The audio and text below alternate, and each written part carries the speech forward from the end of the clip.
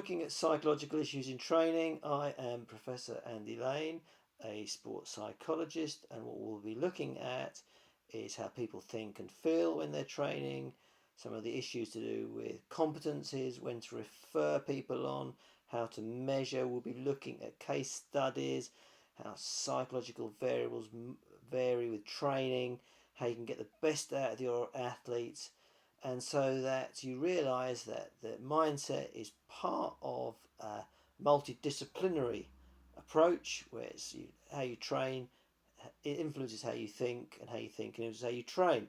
So that's what we're planning to do.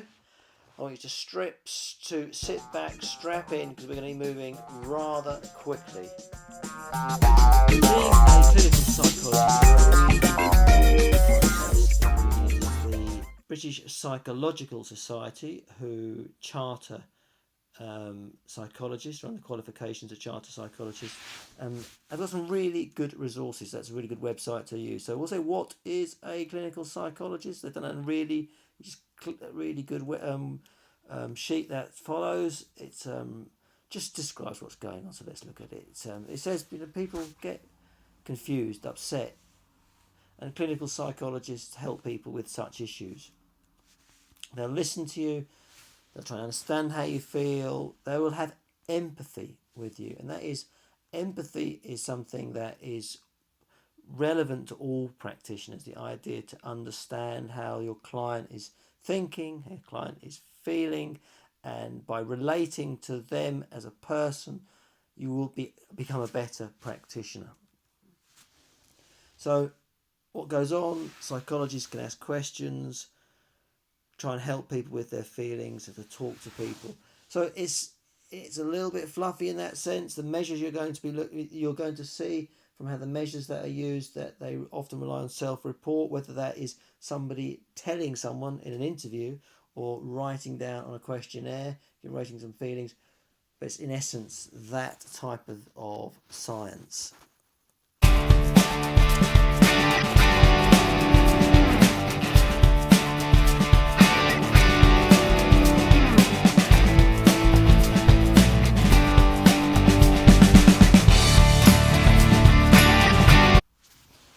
So we'll look at using mood to monitor training load. Why mood? Well, research has found that negative mood states are associated with a maladaptive response to training. And that's done through using self-report measures such as the profile of mood states, which is a self-report questionnaire, which we'll be looking at in more detail soon. That assesses anger, confusion, depression, fatigue, tension and vigour. There are short versions of this called the Brunel Mood Scale, which I was part of the development of, which we'll also be looking at in greater depth. A good example, which was developed by Peter Terry by myself and my good lady wife Helen. Terry Lane and Keyhane, one of my most cited papers. There's been a training induced distress scale and recovery stress questionnaires. There are others. We'll look at the Brunel Mood Scale because that is probably the most comprehensively validated measure in the literature. So the uses of the profile of mood states, what it is. Well, let's look at the Brunel Mood Scale that we developed. And the other measures take a very similar format. They have a single item: panicky, lively, confused, furious, worn out, depressed. There are 24 of these in the Brunel Mood Scale, and you assess how you feel right now. So right now I'm feeling 0 for panicky. Because I'm doing this talk, I am 4 for lively because I'm so enthusiastic. Not confused, well, you'll be pleased about that. Not furious, you'll be pleased about that. Not worn out, although I've had a very difficult day. Not depressed. So in essence, what people do, the questions are not hard to get. They require someone's honesty in responding. So if I was feeling depressed and didn't want to tell you, then I'll put 0 for depression. We get a lot of, and what we'll see from some of the literature, certainly the work I've done, is that it's very common for people to put very low scores of depression. It's also very interesting that when they put some score of depression, that you get quite a disturbed mood profile. So we're going to look at a little bit of that, and we're going to set you off or certainly set the literature for where that can be taken thereafter. But what the desirable mood profile was described in the early researchers was something called an iceberg profile, and the iceberg being the shape. You can see the shape. Why is it an iceberg? Because 50, which are normative data, in other words, the raw scores added up compared with norms, is 50. So the average for the population is 50. So if you're above average with vigour, you'll be above the sea level, with sea level being average, and you'd be below average for tension, depression, anger, fatigue, and confusion. So being below average for those unpleasant emotions of tension, depression, anger, fatigue, and confusion was seen as desirable, and being above average in vigour is seen as good. Depends who average are, of course. And what the early research did from the used the student norms, and that's not too surprising, is it? Researchers go to use a scale. The scale is there, previously validated. The researchers and practitioners go, yeah, we'll use this. It's good. It's been validated. There's norms. I can use it. There's a manual. I can use it. All good. I can pick this off the shelf. No problem. I can give it to my athlete. They can fill it out. I can interpret it, and from those interpretations, I can then say whether you're above average or not. Well, what we did is with 2,000 athletes, we looked at the average or normal mood for athletes and found that the iceberg was normal. So it's normal for athletes to feel quite vigorous. It's normal for athletes not to feel angry, confused, depressed, tense, or fatigued. That's normal. So that's the normal. So if iceberg would be feeling much more vigorous and much less on the unpleasant. But what we also found out from some of our research, and not just our research, lots of other research, is that some athletes tend to perform quite well and they feel unpleasant emotions. So those anger and anxiety are not always dysfunctional. They certainly generate a lot of energy, and therefore if you can capture that energy, there's a potential that it can be quite desirable to doing tasks which require lots of effort.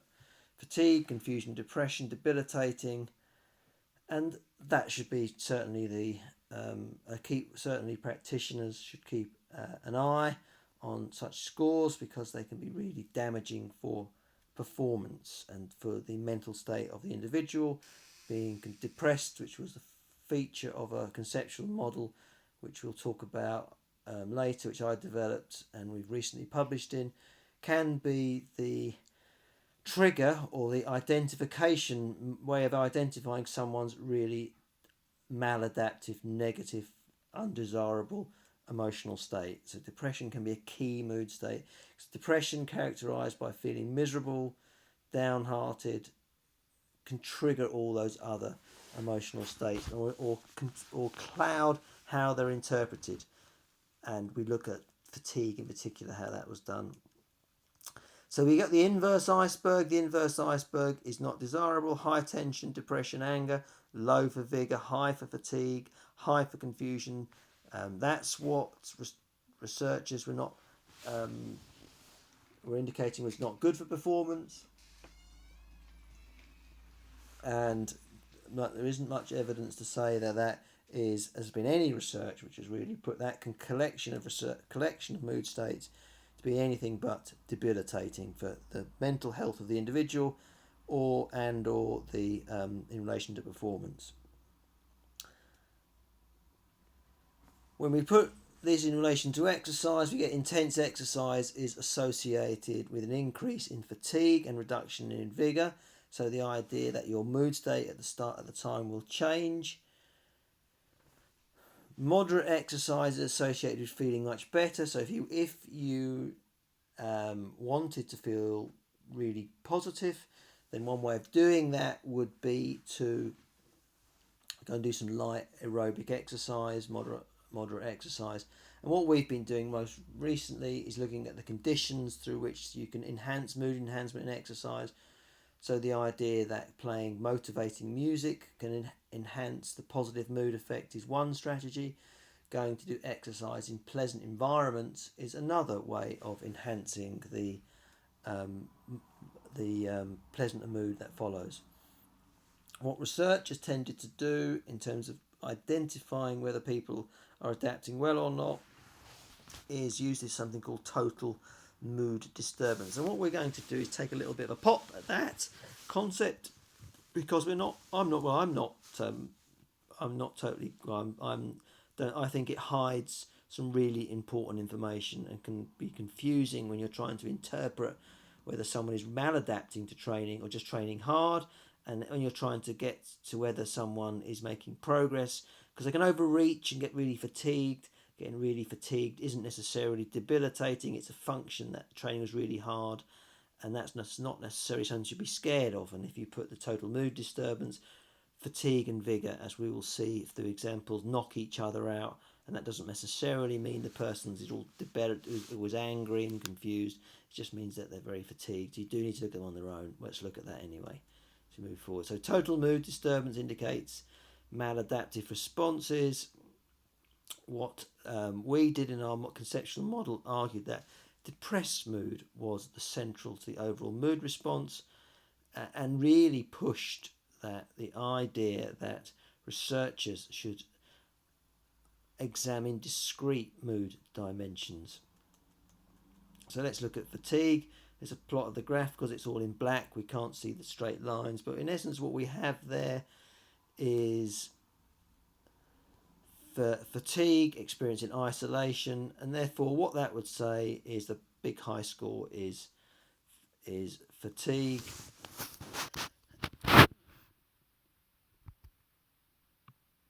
So fatigue when experienced in isolation of confusion, depression, may simply be an indicator that the individual has done a really hard training session. You'd expect that, a really hard training session, expect them to feel fatigue.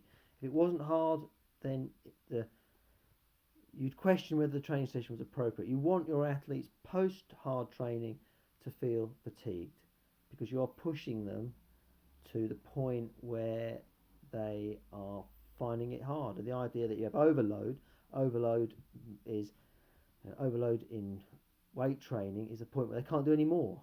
Point, so that they push them to that point, and that is not something is something that is a sort of key part of training. However, same intensity of fatigue, when that's experienced with depression, confusion, tension, and all the other unpleasant emotions, it might well be not too pleasant, in that the idea that we've got intense fatigue, but alongside that we've got feelings of feeling miserable, alongside that we've got feelings of being confused, angry, tense.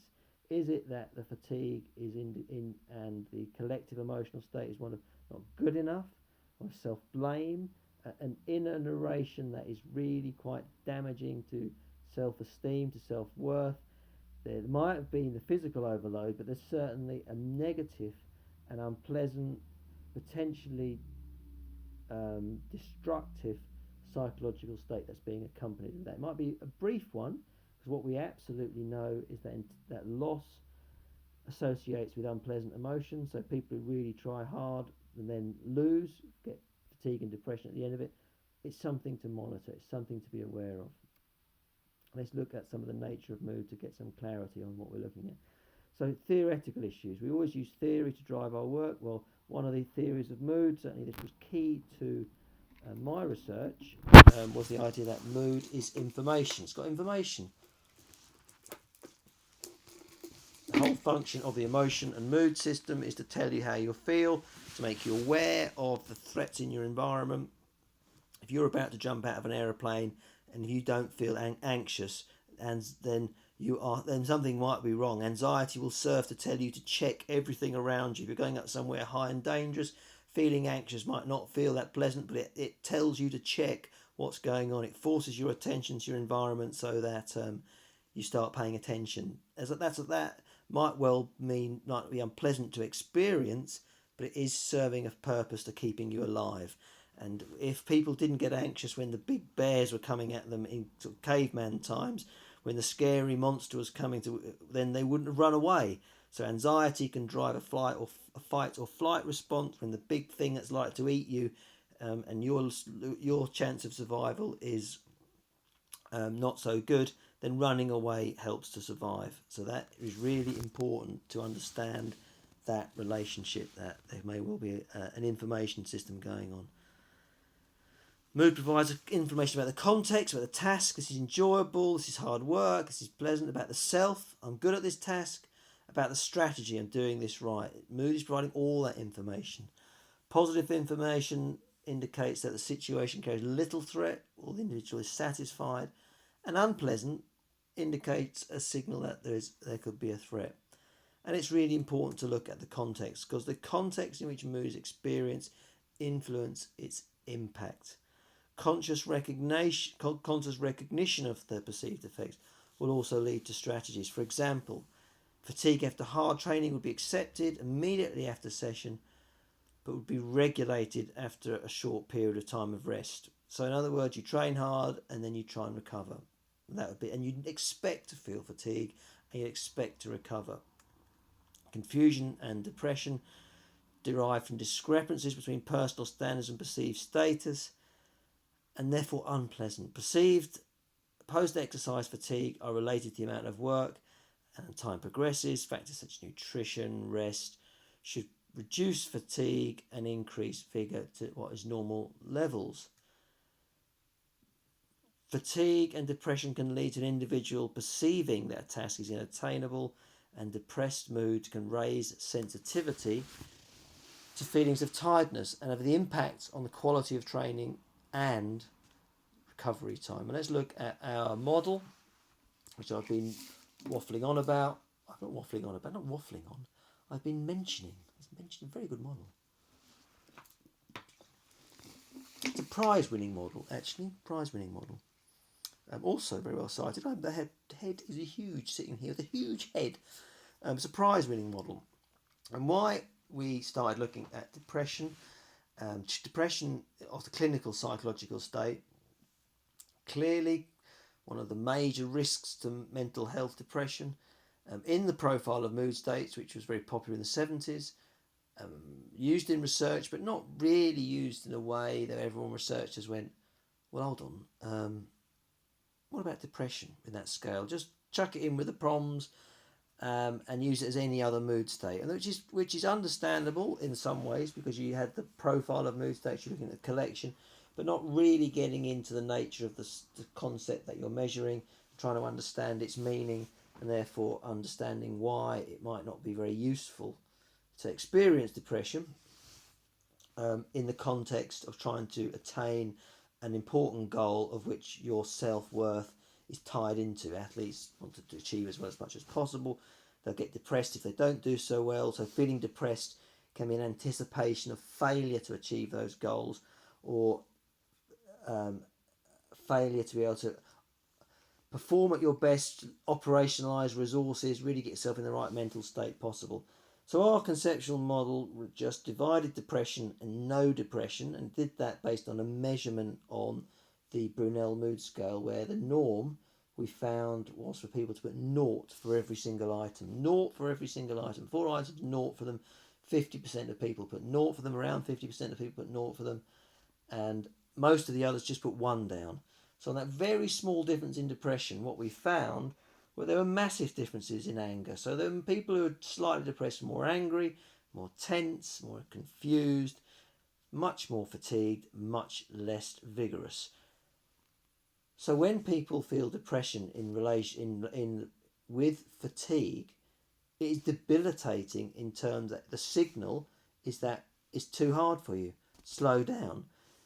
Whereas in the absence of depression, people can rally round to increase their psychological state and push themselves through.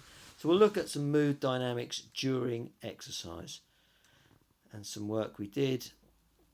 So we look at mood changes during a 4-hour lactate. 4 hours is at 75% lactate threshold. Data collected by the legendary Greg White, Rob Shave, which is a great study, great way, and what a lovely example of working together in a multidisciplinary team. In that because we did quite a few studies on this, and this data was used in lots of different ways to get an understanding of mood dynamics, the interaction with some physiological states, and they simply collected mood data whilst they're doing these great long endurance cycling tests. So 4 hour cycling, that's 75% lactate threshold, so moderately hard, and what we've got at rest, that normal response amongst athletes feeling pretty vigorous. At 1 hour, well, what we're getting, what we'd expect in comparison, slightly less vigorous, not too surprisingly. 1 hour of quite high intensity exercise, not so tense. Tension would be in relation to the uncertainty of how you're going to go. Now you've got going, relax a bit more. Fatigue goes up a bit because you're starting to use resources, starting to get a bit fatigued. 1 and 2 hours, same type of trend again, in that our vigor's going down, our fatigue is going up. Not a lot going on in the rest of the emotional states. Not too surprising. Let's take my point about the total mood disturbance. All our changes are occurring in fatigue and vigor, pretty much so. So people, they are the big changes. And then at 4 hours, we have got a further reduction in vigor, further increase in fatigue. Then when we look at depression by no depression, and remembering that there have been very low scores for depression, what do we get? Well, what we get is a massive, great difference in that people who are not depressed have a far more positive emotional profile than those who are. Their fatigue scores are lower, their vigor scores are higher, which is indicating, and was very much hidden in the previous data, going along with the suggestion that small indications of depression that accompany fatigue, accompany reductions in vigor, can have a really marked effect on the overall mood state. So watching for, as a practitioner, increases in depression can have a really important effect. So in summary to that is that increased fatigue during exercise, intense exercise, absolutely normal. Increases in depression tend to associate with higher scores of anger, tension and confusion, and a reduction in the pleasant emotional state of vigor. Vigor in high intense exercise is pretty important. Yeah. So what we'll look at now is mood responses to training, and we'll show an example of a professional boxer. Boxer I worked with for a few years. This is the adaptive response to training after 4 hard days. So anger, pretty low the whole time. So day 1 is we've got the iceberg profile: low anger, confusion, depression, fatigue, tension, high in vigor. That's in day 1. Day 2, very similar, but we've got an increase in fatigue. So we had a hard day's training. Day 3, what we've got is a big increase in fatigue, vigor remaining high, all the other emotional states running very low.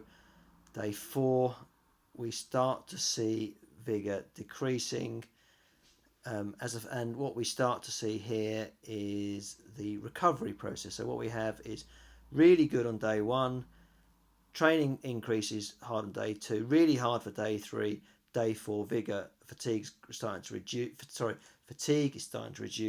That's what we'd be sort of adaptive. We predict increase in fatigue with hard training. We expect it to go down following as training reduces.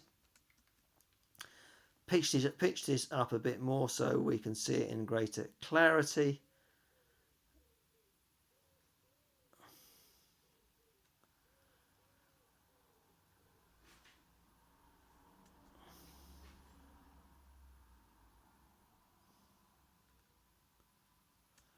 So let's look at the maladaptive response to 4 days of hard training.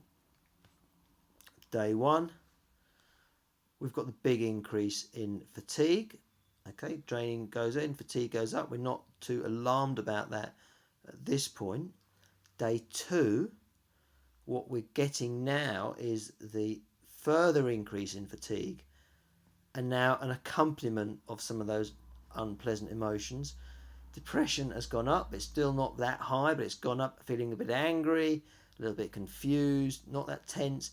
So in other words, the emotional profile is starting to become dysfunctional.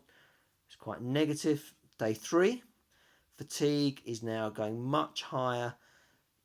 Vigor is now low. It's remaining low. We're not getting the boom back up. Day 4, similar. It's getting worse. No sign in recovery. No sign in terms of the change in fatigue to start reducing. No sign that vigor's going up. Tension is now quite high. So in other words, what's going on is that the person is not recovering from the training session, remaining quite high. And then what can happen in these situations is that you go through that cycle of hard training to recovery. And if the person hasn't recovered psychologically and they start the hard training session cycle at day 4, then mentally, in terms of performing maximally, it's going to be tough. Everything will feel hard work if you're in the psychological state of the person at day 4.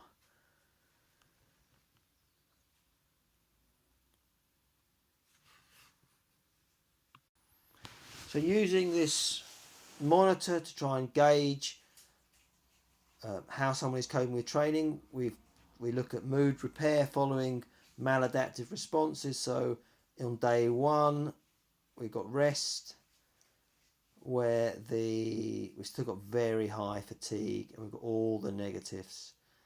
Day 2, we've still got all the negatives. And day 3,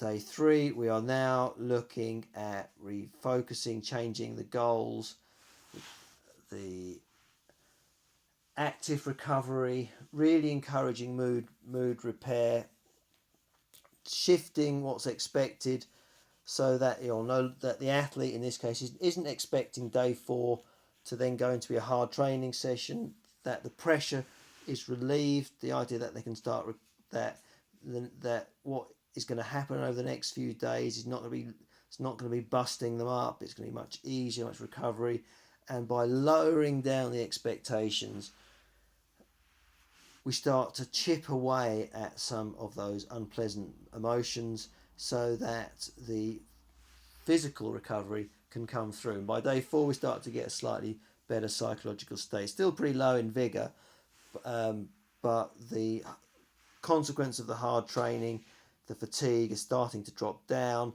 And importantly, if you work on those unpleasant emotions such as depression, confusion, try to get the person to think more positively, try to make them feel comfortable in that their progress is going along with where it could be in terms of the overall scheme, that they start to feel a little bit better about themselves, and that can help chip away at the depression. Key is that if you don't get rid of that depression, that it can then influence interpretation of fatigue in training and actually get a really negative spiral that's going on. So in our mood management is really important. Identifying the debilitating moods is really important. So it's encouraging athletes to be aware of their moods, and what we use is a very simple self-monitoring tool, and it's been put online, so it's really useful for anyone to use. And it's encouraging athletes, when they are starting to feel quite negative, to be aware of the causes of those. And there's a really nice bit of work we did with Matt Stevens, which just said to people, well, when you get negative, what do you do to try and change those moods? And encourage usage of those strategies when people are aware of them. So if you get angry, do you get angry? Does that anger become dysfunctional for you? How do you change that anger? And sometimes the best strategy is to go for a walk, go out of the situation, not trying to change how you're thinking, do something very behavioural.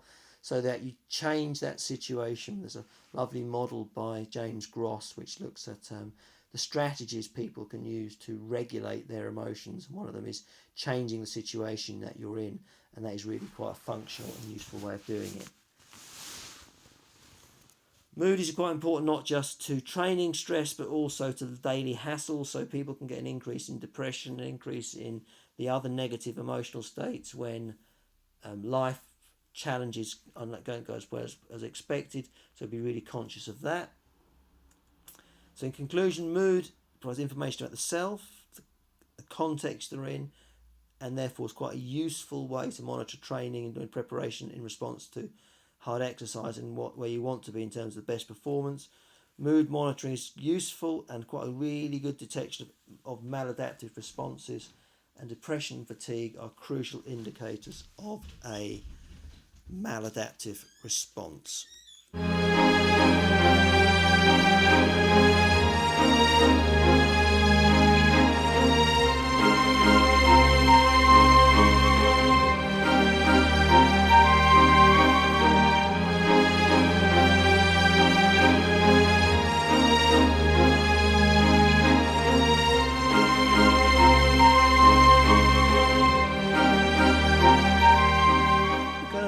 The validity of the eating attitude test, a study conducted a few years ago, published in the Journal of Sport Science and Medicine by my good lady wife, Helen Lane, done as a funded project by the British Academy, my first bit of research funding, I believe.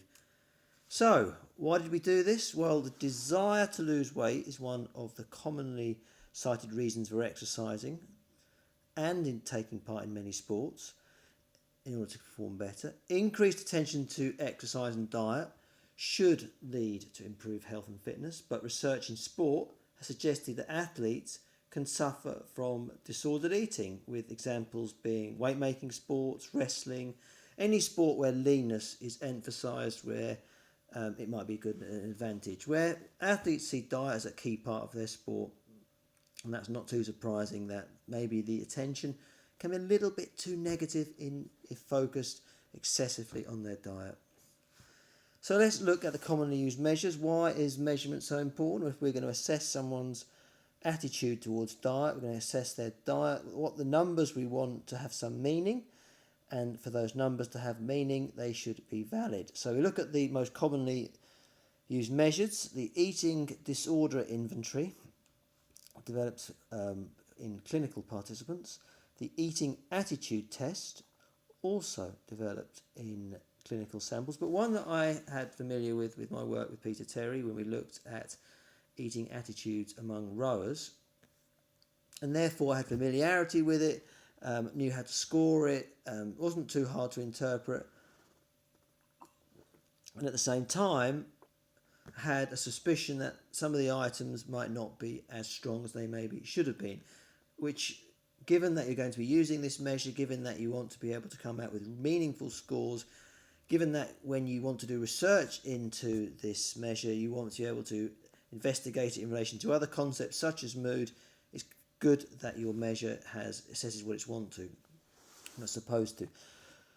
So the validity of the eating attitude test was found in clinical and student samples, and what they had is a single score of summing all 26 items together, with a score of 20 or more being considered at risk. And this questionnaire can be gathered, can be looked at online. You can score yourself and see what score you get. So, as always with these questionnaires in psychology, the best way to understand them is to go and do them.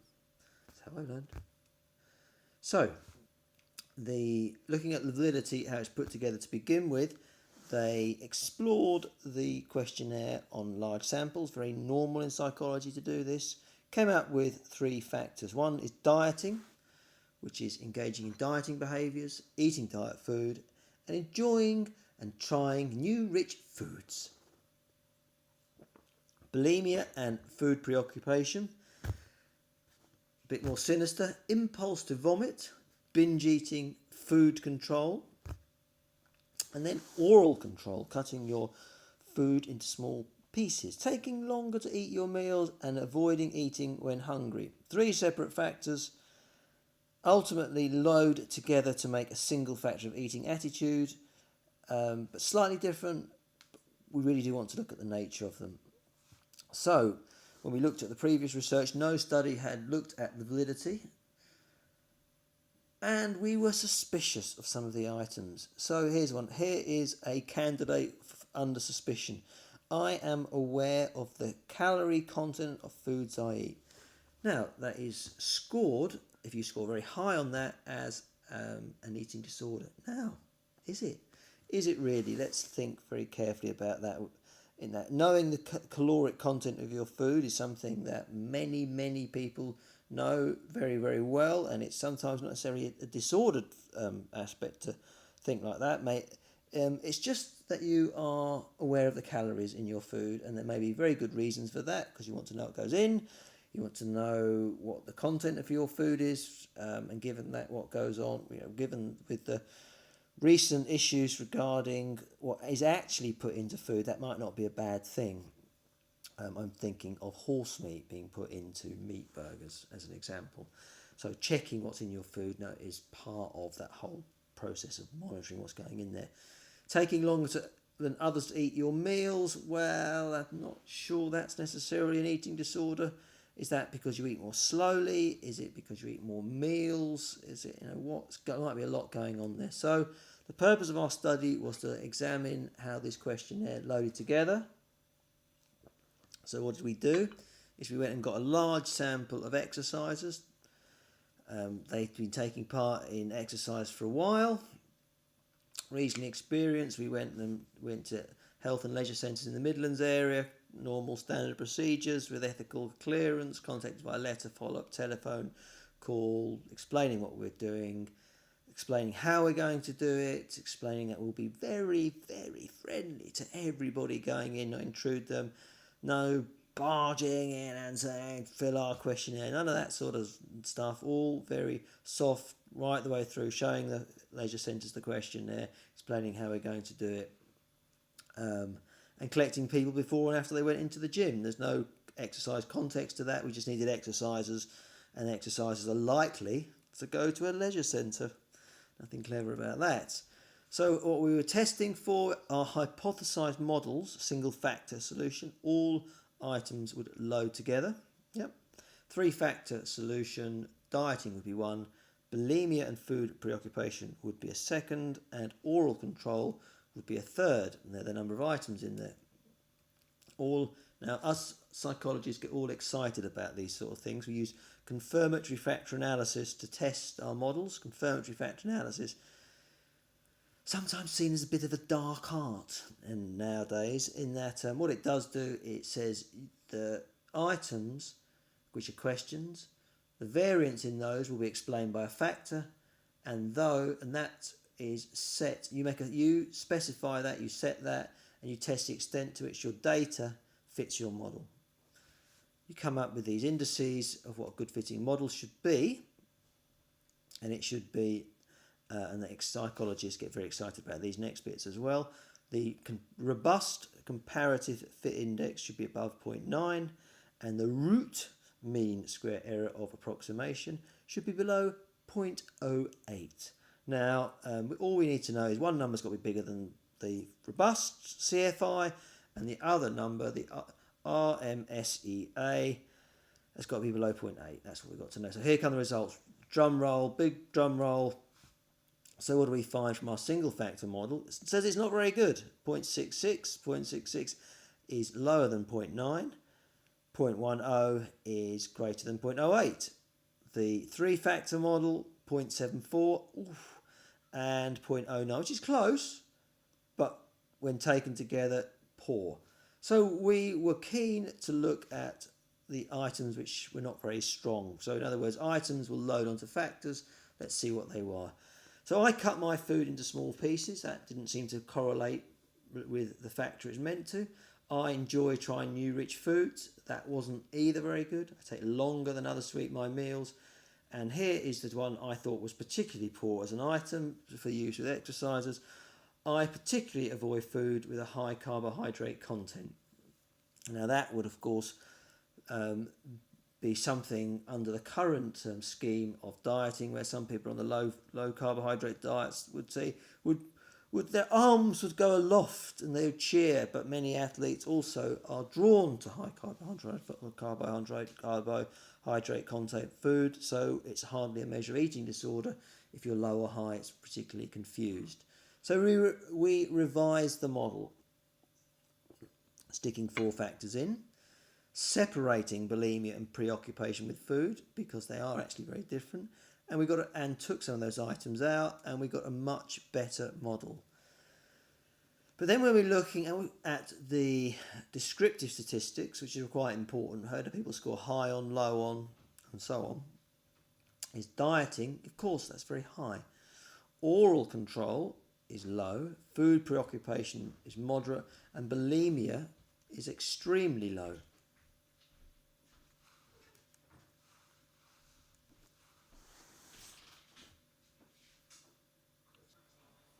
So the scores indicate that dieting was the highest score. Not too surprisingly, exercisers, who many of them are exercising for weight control issues, their knowledge of dieting via eating is high. And then very low scores for the potentially clinical issues of oral control, food preoccupation, and almost nothing for bulimia. Given that this is a measure of eating attitudes, given that it's used for clinical inferences, these scores are extremely low, with most of them in dieting, and not too surprising. So therefore, our measure of eating attitude is probably not going to be one factor, and it's probably misleading to load all that dieting and say that people who have lots of knowledge of dieting have a disordered eating. It's probably advisable to interview people to get the type of issues that are required and have a measure that is contextualised within the group that is being used. So it's, in other words, saying that the measure of eating attitude is one not to be relied on. So in conclusion, our present study investigated the Factor Validity Eating Attitude Test. 22 item model is the best fit, and we really do need to get to grips with what the attitudes people are in this context. Hooray!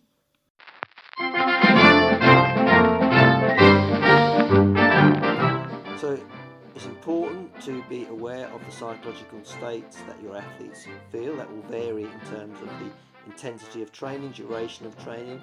Mood is a really insightful way to get into some of the potentially negative psychological states. Some of those psychological states can escalate to clinical conditions. If you suspect your athlete has a clinical issue, then you're best placed to refer on to a clinical psychologist who's trained to be able to deal with those types of issues. And that, which is really important, that the National Health Service has a clear system for doing that. But you, at the same time, being aware that they can have days of feeling quite down if training is very hard, if progress is not so good in terms of moving towards their goals, and trying to encourage them to see that there is progress, and that type of feeling really tired, possibly interpreting it as not making enough progress, might well be the psychological state you'd expect when they are in those sorts of training zones. But again, thinking very carefully about how your athlete's adapting is really, really important, as is the monitoring and being aware of their attitudes around food.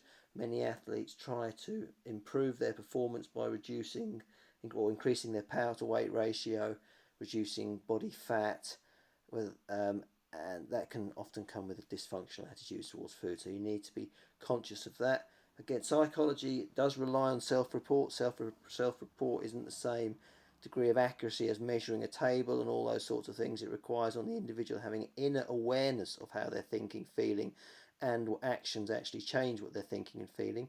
So encouraging your athletes to be good at and honest in their self-evaluation, in their reflection and identification of how they're feeling, encouraging them to identify what strategies they use to change their moods, if any, or strategies that go on around them and change their moods.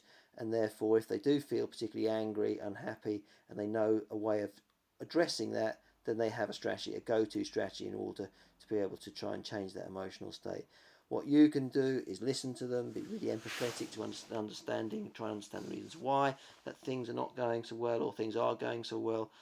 And if you do, and which will then can be when you find things are going so well, you can act as reminding them of the good times so that they can get themselves better. So what we've got from this, the take-home messages, the bits that come with this in terms of where to go next. You've got a lovely online mood measure which allow you and your athletes to be able to access a standardized way of assessing emotional states, mood and emotional states, and encourage strategies and some other links and reading to take you on from that. So I've got nothing more to say to that. That is a wrap.